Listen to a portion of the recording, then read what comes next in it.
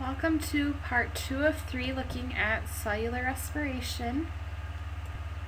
So we're going to start off looking at this diagram again. So remember, this is the most important diagram for this entire chapter. It basically summarizes what you need to know. So in the previous part we talked about glycolysis, which is up in the upper left-hand corner. So now we're going to be taking the outputs of glycolysis. We're going to be taking our 2 pyruvates, taking it into step 2, the breakdown of pyruvate. So remember to really focus on what's coming into each of these 4 steps and also what is coming out of it. So as you can tell, our breakdown of pyruvate, we are bringing in 2 pyruvates. And out of it, so out of the bottom of the box, we have 2 carbon dioxide molecules, which remember are a waste product. We get 2 acetyl groups that will go into the citric acid cycle. And then in addition, we get 2 more NADH molecules. And all of these energy intermediates, we're going to come back to them at the very end in our 4th phase, the oxidative phosphorylation. And the other thing is that now we are going to be in the mitochondria. So you can also look at the location on this diagram up here. Alright, so breakdown of pyruvate.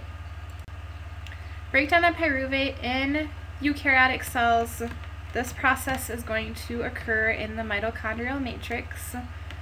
So we need oxygen as well in order to do this. So our pyruvate is going to be transported into the mitochondria. So this pyruvate molecule, it's basically one step to the stage. This pyruvate molecule, we're going to break it down into acetyl-CoA using an enzyme called pyruvate dehydrogenase. And as this pyruvate dehydrogenase works on the pyruvate, we're going to remove carbon dioxide. So remember, that was one of our outputs for this stage.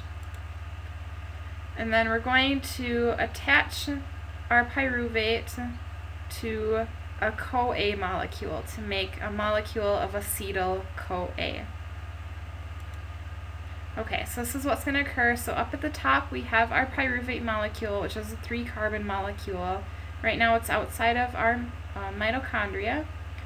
That pyruvate is going to enter into the mitochondria through a membrane channel and then a symporter that pumps in hydrogen ions and pyruvate molecules. So now our pyruvate is inside of the mitochondrial matrix.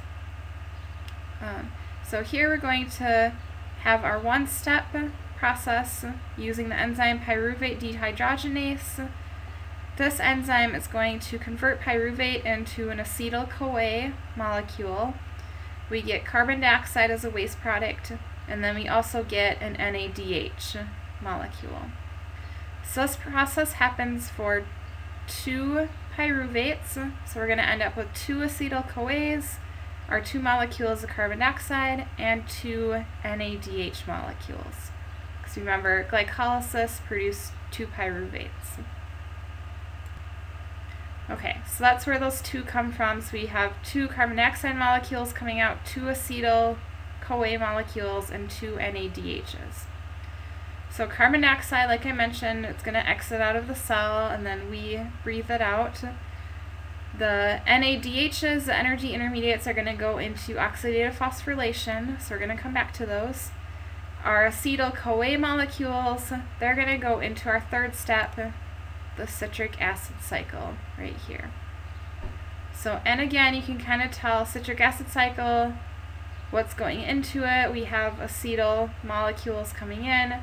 What's coming out, we get 2 ATPs at the bottom. We get 4 molecules of carbon dioxide, and it's covered up. We get 6 NADH molecules, and then 2 molecules FADH2. So we get another type of energy intermediate as well. And this all occurs in the mitochondrial matrix. We're still inside of the mitochondria. The citric acid cycle is a little bit different than the pathways we've been looking at. So the citric acid cycle is a metabolic cycle. So this means that it doesn't have a starting point and an ending point. It's a cycle that goes around in a circle. So in this cycle, particular molecules will enter into the cycle, other molecules will exit out, so they'll leave. And we have a series of organic molecules that get regenerated with each cycle of the cycle. So it's not just a straight pathway, we're going to have the circular metabolic pathway that we're going to be seeing.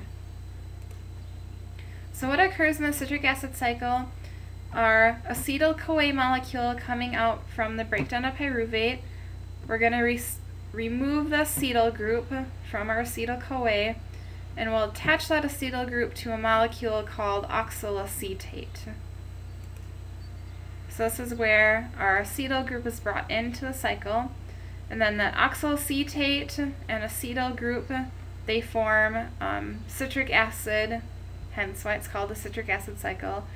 And then that citric acid molecule is going to go through a series of steps where we're going to get our carbon dioxide, we're going to get ATP, NADH, and FADH2. And this is listing those products just based on one of these acetyl groups coming in. But remember, we're actually going to have two of them coming in, going through the cycle twice. So that's where we get our 4 carbon dioxide, 2 ATPs, 6 NADHs, and 2 FADH2s. Okay, so we're just going to follow one of these acetyl-CoA groups coming out of the breakdown of pyruvate. Remember, we'll actually have 2 of these acetyl-CoAs coming out, so it's going to go through the cycle twice. So we have our acetyl-CoA molecule, which is the 2-carbon molecule. It has 2 black circles of 2 carbons. We're going to attach that to our oxaloacetate that's coming in at the bottom, which is a 4-carbon molecule. This is done by an enzyme called citrate synthetase to create citric acid, or citrate, which is a 6-carbon molecule up at the top. So we're taking 2 carbons plus 4 to get a 6-carbon molecule. That citrate molecule is going to go through a series of steps. So citrate turns into isocitrate using the enzyme aconitase, and we just keep on going around. So now we have NADHs that are coming off of our cycle. We also have a carbon dioxide molecule, the black square in the upper right hand side. And we just keep on going one step at a time. We get some more NADH, more carbon dioxide coming off during step 4. Step 5, this is where we get a molecule of ATP that's created. We get FADH2s coming off during step number 6. And then also during step number 8, we get more NADH molecules. And we get to our beginning molecule, the oxaloacetate. So it might be a little bit overwhelming, but I just want to point out we bring in our acetyl-CoA group, we take our acetyl group, attach it to oxaloacetate. That makes the citric acid molecule for the citric acid cycle. And then you'll notice that as you go one step around, we get our NADHs coming off, we get ATPs, we get NADH2s, and more NADHs. And we have 2 of these acetyl-CoA groups, so it goes around twice. That's where we're going to get our 3 NADHs. So step 3, 4, and 8. We have 3 of them, so we'll get 6 total. Step number 5, we get an ATP. So if we go around twice, we'll get our 2 ATPs. Step number 6, we get an FADH2. So if we go around twice, we get 2 FADH2 molecules. So we're basically getting lots of energy intermediates out of the citric acid cycle. And just to show you another example of how these cycles can be controlled. So we looked at an example of control during glycolysis. During the citric acid cycle, if we have a buildup of our oxaloacetate, our beginning molecule, in step number 1, we're going to have a competitive inhibition during step 6. So our oxaloacetate is going to compete with the succinate. We're on the enzyme succinate dehydrogenase. So remember, competitive inhibition, those two molecules are competing to get into the active site. If the succinate gets in to the active site, the enzyme will work. It'll do what it's supposed to do. If the oxaloacetate gets into the active site on the enzyme, it's going to turn that pathway off. So here's another example again of how we can regulate these pathways. We talked about that in chapter 6, but this is an actual example of regulating our citric acid cycle. Okay, so far we've gone through glycolysis, we have the breakdown of pyruvate, we have the citric acid cycle. So far we have 4 total ATPs, 2 from glycolysis, 2 from the citric acid cycle. We created, 6 molecules of carbon dioxide, which are then waste products, so they go out of the cell. So 2 of them come from breakdown of pyruvate, the other 4 coming from the citric acid cycle. And then the other thing is that we get lots of energy intermediates. So we get 2 from glycolysis, 2 from the breakdown of pyruvate, and then 8 energy intermediates from the citric acid cycle. Or we'll end up with 10 NADHs and 2 FADH molecules. And all those energy intermediates, you see that they're feeding into our last part, which is going to be our oxidative phosphorylation. And this is where we're going to make the majority of our ATP. So this is a very, very important part for cellular respiration. Because remember, the whole aim of cellular respiration is to make ATP. In our 4th stage, the oxidative phosphorylation, this again is where we're going to take all of that high energy electrons that were stored up in our NADHs and FADH2s, those energy intermediates. We're going to remove those high energy electrons and use them to establish a electrochemical gradient that we're then going to use to do chemiosmosis to make all of those ATP. So oxidative phosphorylation, this oxidative process, it involves electron transport chains. So remember, oxidation is where we take electrons off of a molecule. So we have an electron transport chain, and then the phosphorylation part occurs when we have all of these electrons or these hydrogen ions move across the membrane through ATP synthase to make all of our ATP. So the electron transport chain, or the ETC, this is a group of protein complexes and small organic molecules that are embedded in the inner mitochondrial membrane. So it's a bunch of proteins and molecules in a membrane. And we talked a lot about membranes in chapter 5, so hopefully you can kind of visualize what this electron transport chain looks like. So this electron transport chain is going to help create our hydrogen ion gradient. So the movement of electrons down our electron transport chain is going to generate that hydrogen ion electrochemical gradient that we need to do the chemiosmosis to make those ATPs. So we're going to get a positive charge outside of the matrix and then a negative charge inside of the matrix. So that's our electrochemical gradient with the different charges. Okay, so this is showing our electron transport chain and then also ATP synthase.